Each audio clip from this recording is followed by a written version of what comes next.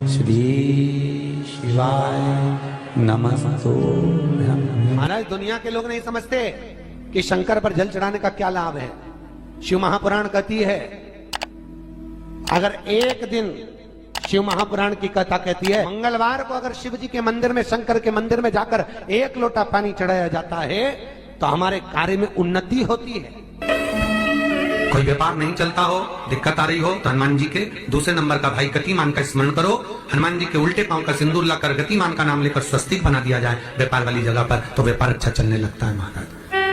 कोई व्यक्ति पैसा खा गया, नहीं दे रहा, बहुत परेशान हो गए, मांग मांग कर दे गए, नहीं दे रहा, हाथ जोड़ लिया, पांव जोड़ लिया, सब कुछ कर लिया, नहीं दे रहा, तो हनुमान जी के तीसरे नंबर का भाई रतिमान, रतिमान, गतिमान रतिमान, रतिमान का नाम लीजिए। पीपल के पत्ते पर लाल सिंदूर से जो व्यक्ति पैसा लेकर गया उसका नाम लेकर बहते हुए पानी में अपनी कामना कर रतिमान का नाम लेकर छोड़ दीजिए। 15 दिन में रतिमान ऐसी उतावली मचाता है कि उसको हाथ जोड़कर वो खुद फोन लगाकर बोलता, भैया तेरा मैं पैसा लुटा दूंगा। रतिमान का स्मरण किया जाता है। रतिमान ध्यान दीजिएगा, हनुमान का एक स्मरण, पंचमुखी हनुमान का एक भाव।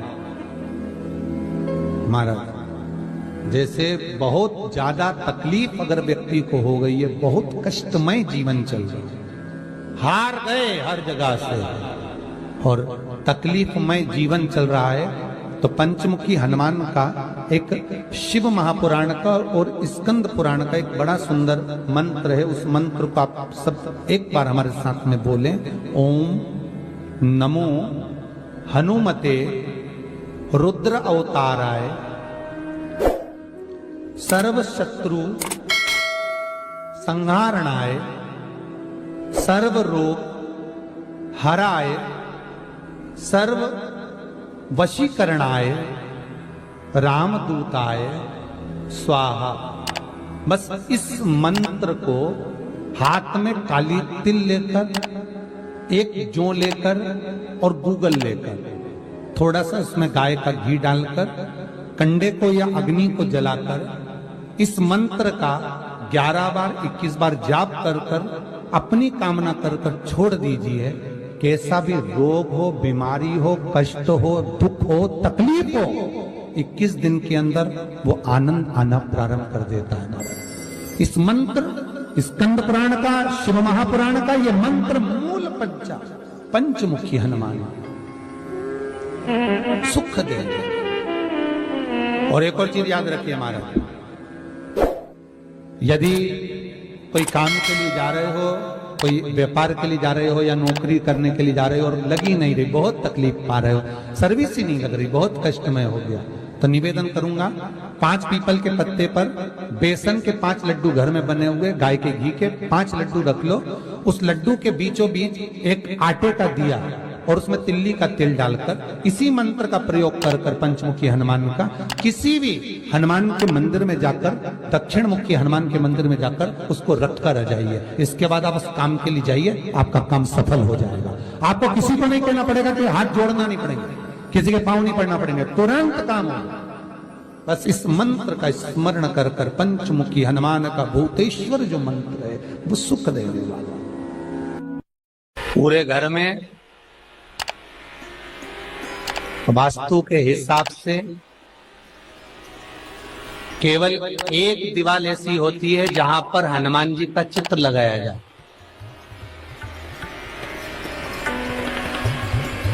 चाहे तुम पर्वत उठाने वाला चित्र लगाओ हनुमान जी का, चाहे बैठे हुए लगाओ, चाहे रामायण पढ़ने वाला लगाओ, चाहे लंका दहन करने वाला लगाओ, चाहे राम नाम जपने वाला लगाओ, चाहे लक्ष्मण को संजीवनी देने वाला लगाओ, चाहे मौन मुद्रा में लगा दो, चाहे स्तुति में लगा दो, चाहे भजन में लगा दो। हनुमान जी का कोई भी चित्र लगता है तो ना पूरब में लगेगा, ना पश्चिम में लगेगा, ना दक्षिण में लगेगा। हनुमान जी का अगर चित्र लगता है तो उत्तर की दीवार में दक्षिण को देखते हुए लगता है, केवल एक ही स्थान।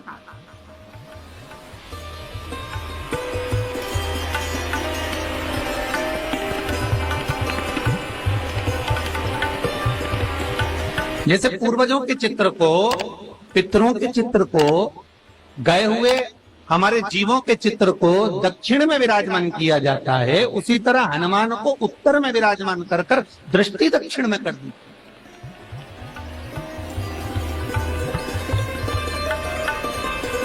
घर में हनुमान जी के जितने फोटो होते हैं उसको केवल दक्षिण दिशा में लगा, और उत्तर दिशा में लगा बिठाते थे, और दक्षिण की ओर उनकी दृष्टि होना चाहिए, दक्षिण की ओर उनका मुख होना चाहिए।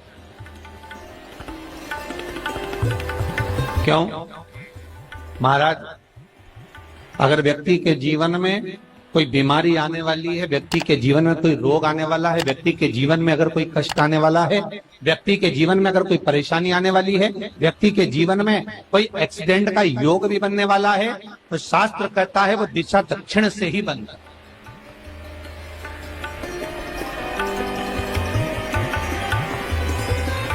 ये दक्षिण जो दिशा है ये यम की दिशा। यहाँ संपूर्ण परिवार के साथ यमराज अपने आनंद में निवास करते। और जब हमारे घर में, हम ये नहीं कह रहे कि आप हनुमान जी का फोटो लगाओ, हम ये भी नहीं कह रहे, आपके घर में हो और आपने अगर विराजमान कर रखा है किसी दिशा में, तो हमारा तो निवेदन रहेगा, अभी तक आपने अगर जैसा रखा, पर एक बार दिशा बदल कर देखना कि रोग, बीमारी, कष्ट, दुख, तकलीफ में आपको लाभ मिला कि ना।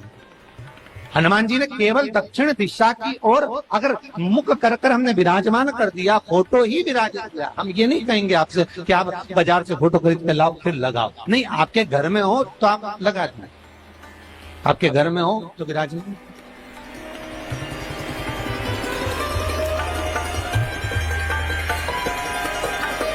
अच्छा, कितनी विपरीतता है वो भी आप जरा जानिएगा महाराज, कि शंकर भगवान के ऊपर जो जल चढ़ाया जाता है उसकी जलाधारी उत्तर में जाती है महाराज।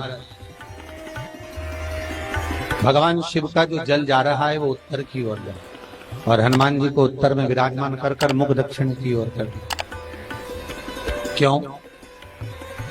प्रबल दिशाओं में उत्तर और दक्षिण महाराज, ये जो दो दिशाएं, इनको साधने के लिए कोई देवता आगे नहीं।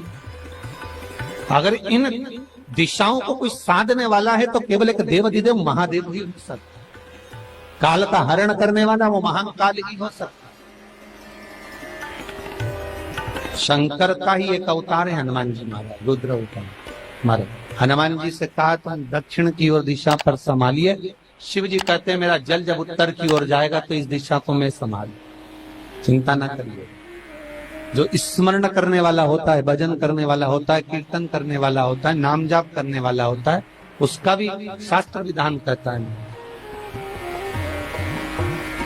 उसका भी व्याख्यान वर्णन करता है कि जैसे एक दिशा के रूप में हनुमान जी महाराज को विराजमान कर दक्षिण की दिशा पर हम विजय, अर्थात रोग पर, बीमारी पर, कष्ट पर, तकलीफ पर हम विजय प्राप्त कर सकते। ऐसा नहीं कि ऐसा कोई रोग नहीं जिसकी दवा नहीं है, पर जब तक भगवान की कृपा नहीं होगी तब तक कोई औषधि मिल सकती नहीं, कुछ प्राप्त नहीं हो सकता। जब भगवान करुणा करते हैं तो आप रूप कुछ ना कुछ सुख की अनुभूति हो जाती है, अपने आप सुख का भान हो जाता है। तो जैसे दक्षिण का जो स्वामी तत्व है, दक्षिण पर जो दृष्टि देने वाला श्री हनुमान जी महाराज है, इसलिए हनुमान जी को उत्तर की दीवार पर विराजमान कर उनका मुख दक्षिण की ओर रखा जाता है। वास्तु शास्त्र के हिसाब से, वास्तु नियमों के हिसाब से सारे फोटो कहीं पर भी लगा सकते हो, पर हनुमान जी का अगर फोटो तुम्हारे घर में है, हनुमान जी अगर तुम्हारे घर में विराजमान है, हनुमान जी का चित्र तुम्हारे घर में विराजमान है, तो उसका मुख दक्षिण का होगा, तो रोग, बीमारी, तकलीफ, कष्ट ये सब दूर हटते। कई लोग प्रश्न करते हैं, गुरुजी आप कहते हो कि हनुमान जी महाराज शंकर भगवान का एक अंश स्वरूप है, एक अंश। पूरी शिव महापुराण की कथा को उठाकर देखिए, स्कंद पुराण को, मत्स्य पुराण को, कूर्म पुराण को उठाकर देखिए। एक बाणासुर का चरित्र और एक श्री हनुमान जी महाराज का चरित्र बहुत सुंदर। शिव का एक अंश माता अंजना के तप साधना से शिव की प्रागट्यता और शंकर भगवान की प्रागट्यता से शंकर का स्वरूप प्रकट हुआ। इसीलिए तो कहते हैं शंकर सुमन केसरी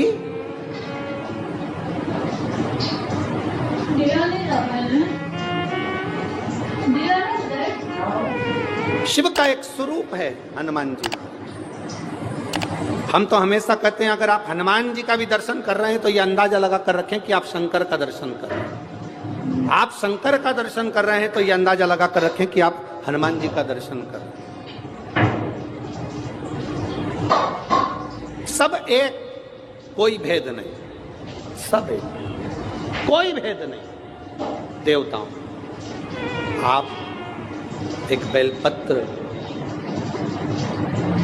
जैसे आप एक बेलपत्र कि ये दो जो पत्तियां होती हैं, जरा ध्यान देंगे, ये दो जो पत्ती नीचे की रहती है बेलपत्र, आगे का भाग एक बेलपत्र और नीचे की जो ये दो पत्तियां होती हैं, इन दो पत्तियों के ऊपर एक एक शमी पत्र, ये दो जो पत्तियां हैं इन पत्तियों के ऊपर एक एक शमी पत्र और लाल चंदन ये रखकर कितना भी रोगीला व्यक्ति हो, रोग से ग्रसित व्यक्ति हो, जिंदगी में कितना ही दुख पड़ रहा हो, बेलपत्र की ये दोनों पत्ती जिसके ऊपर शमी पत्र रखकर, लाल चंदन रखकर श्री हनुमान जी महाराज और हनुमान जी महाराज के तीसरे नंबर के भाई श्री गतिमान जी। हनुमान जी कितने भाई हैं?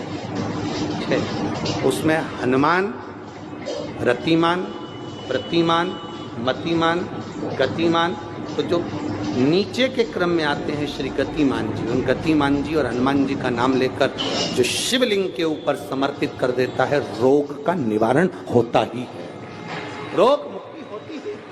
मंगल का प्रदोष निकाल कर रख लो कि मंगल का प्रदोष इस दिन पड़ रहा है, मंगल की त्रयोदशी तिथि पड़ रही है, प्रदोष व्रत मंगलवार का पड़ रहा है।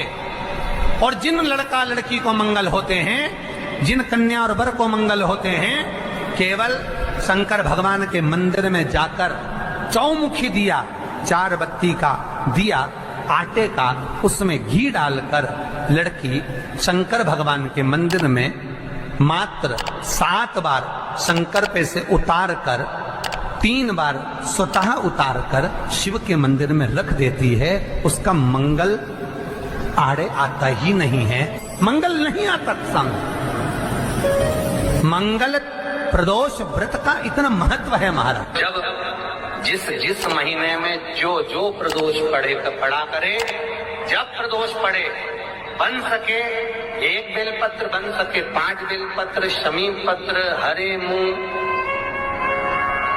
हरा मूंग, बेलपत्र, एक कलश के अंदर थोड़ा सा पानी लेकर 1 बेलपत्र, हरा मूंग, शमी पत्र डालकर और उसमें थोड़ा सा गुड़ डालकर भगवान शिव का स्मरण कर कर प्रदोष काल में, मान लो कोई काम आपका बहुत जरूरी है, बहुत दिनों से आप थक गए हैं, नहीं हो रहा, कर्जा बढ़ रहा है, धन नहीं आ रहा, व्यापार नहीं चढ़ रहा, या कोई समस्या बहुत प्रबल है, कोई एग्जाम में बैठ रहे हो नहीं हो रहा, परीक्षा भी दे दी है, रिजल्ट आने ही वाला है, तो भी प्रदोष काल में, प्रदोष के समय वो जल, मूंग, शमी पत्र और बेलपत्र और गुड़ का शंकर के शिवलिंग को समर्पित करना प्रारंभ कर दो। 2 या 3 प्रदोष करोगे, बाबा आपकी मनोकामना शीघ्र पूर्ण कर देगा।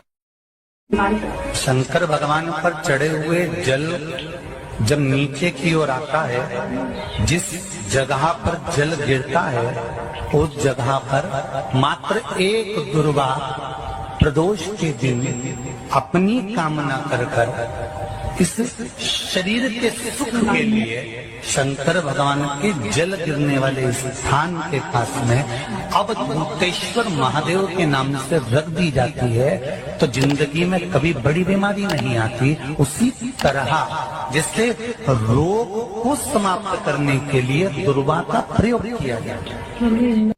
कभी ऐसा योग लगे आपके जीवन में कि आप जिस व्यापार को आपने करा उस व्यापार में आपको फल नहीं मिला, फिर आपने व्यापार चेंज करा, फिर बदल कर देखा, फिर उस व्यापार को कर कर देखा, उसमें फल नहीं मिला, फिर आपने वापिस व्यापार को बदलने का विचार किया, तो हमारा निवेदन रहेगा उस व्यापार को बदलने से पहले एक काम जरूर कर देखो। 3 स्थान पर बेलपत्र को चढ़ाकर देखिएगा। अगर आपको लगे कि मैंने व्यापार बदल लिया, एक बार बदला, कई लोग ऐसे भी होते हैं जो पैसा इकट्ठा करते हैं, धन एकत्रित करते हैं और कोई व्यापार ऐसा कर लेते हैं जिस व्यापार में धन चले जाता है तो वो धन वापिस नहीं आता महाराज, वो व्यापार का धन वापिस नहीं आता। तो बड़े दुखी होता है कि भाई मेरा गया हुआ पैसा नहीं आ रहा, मैं बड़ा कष्ट में हूं, मेरा खुद का ही आ जाए ना तो मैं निहाल हो जाऊं, मेरा अपना ही नहीं आ रहा जो गया हुआ है तो मैं क्या वर्णन करूं उसको, क्या। उनके लिए भी ये प्रयोग, ये शिव विद्येश्वर संहिता का ये भाव बड़ा सुंदर है हमारा। आप व्यापार पर व्यापार बदल कर देख लिए, धन भी हमारा कहीं डूब गया, आ नहीं रहा है, तो प्रयास करना 3 स्थान पर चढ़ाई गई बेलपत्र हमें सुख का अनुभव कराएगी। बहुत ध्यान लगाइए। पहला, अशोक सुंदरी की जगह। अब ये बेलपत्र जब भी आप चढ़ाएंगे तो रविवार की अगर प्रदोष पड़ जाए, कौन से दिन? रविवार की प्रदोष के दिन ये प्रयोग अवश्य कर देखिएगा। ज्यादा बार नहीं करना है, केवल एक ही बार करना, बाबा स्वयं कृपा करेगा। अपने मंदिर में, अर्थात अपने घर के पास कोई मंदिर हो, शिवालय हो, देवालय हो, जहां शंकर भगवान विराजमान हो, शिवलिंग हो, ऐसी जगह पर अवश्य करें। हमें कहीं दूर जाकर ये प्रयोग नहीं करना, अपने शिवालय, अपने जो घर के आसपास में शिवालय हो वो। एक बेलपत्र अशोक सुंदरी वाली जगह। अब उसको अशोक सुंदरी की जगह पर भी चढ़ाने का तरीका क्या है?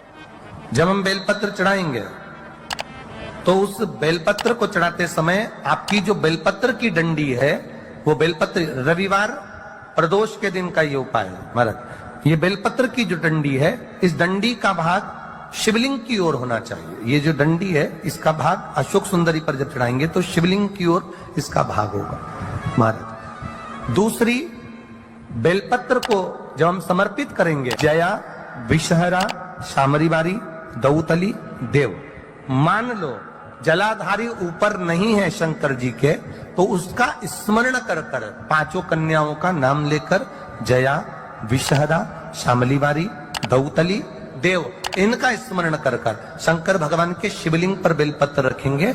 बेलपत्र कहां रखना है?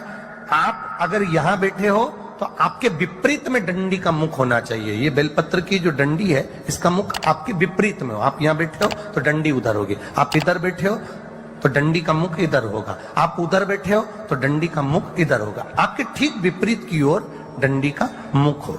ये 2 जगह बेलपत्र समर्पित करने के बाद तृतीय बेलपत्र शिवलिंग की जो जलाधार है, जहां पर भगवान शंकर का शिवलिंग रखा है,